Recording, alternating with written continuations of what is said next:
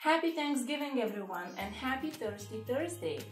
Today I am shaking a really quick cocktail, just in case you got some crazy relatives going on in your house next to the turkey. So I got you covered.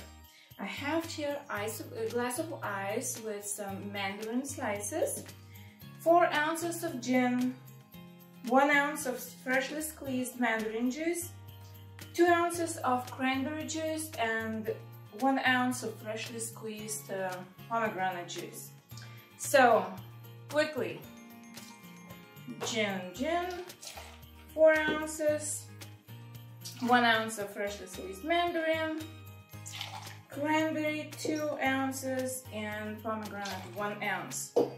And let's shake things up. And a couple straws, some fresh pomegranate seeds, and some rosemary.